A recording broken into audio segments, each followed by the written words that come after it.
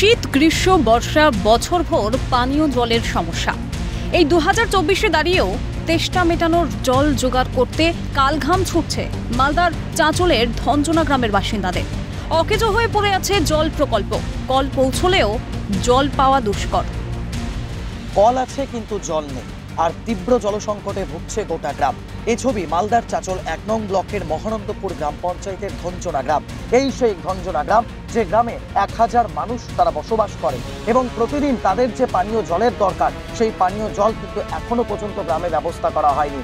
জনস্বার্থ কারিগরি দপ্তরের পক্ষ থেকে গ্রামে পানীয় জলের পাইপ পৌঁছেছে, নল পৌঁছেছে, কিন্তু সেই নল থেকে এক ফোঁটাও জল পড়ে না।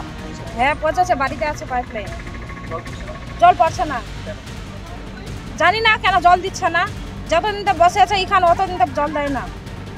কোথা থেকে জল নিচ্ছে? পাথর থেকে আনছি, মাঠ থেকে।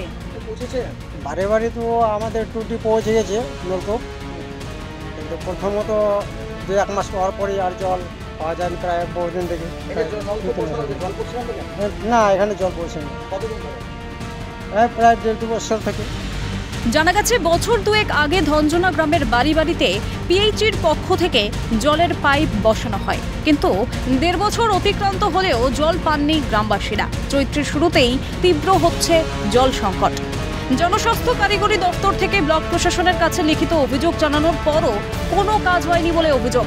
লোকসভা ভোটের মুখে পানীয় জলের ব্যবস্থা না হলে ভোট না দেওয়ার সংকল্প বাসিন্দাদের। ভোট চাইলে ঝাঁটা পেটার নিদানও দিয়ে বসলেন গ্রামবাসীরা। বারবার বলা সত্ত্বেও আমরা জল পাচ্ছি না, প্রশাসনকে বলছি তাও ওরাও ধ্যান দিচ্ছে না।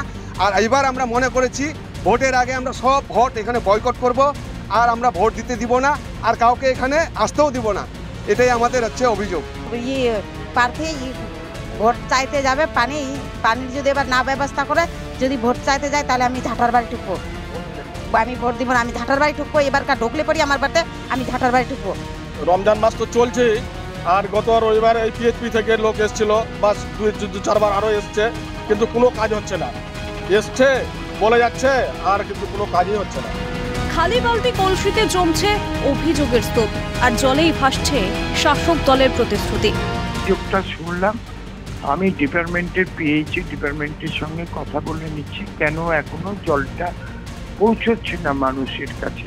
জেনে নিয়ে নিশ্চয়ই আমি যদি কোনো রকম অসুবিধা হয়ে থাকে সেটাকে খুব তাড়াতাড়ি দ্রুততার সঙ্গে মিটিয়ে দিয়ে মানুষ যেন জল পায় তার ব্যবস্থা করবে।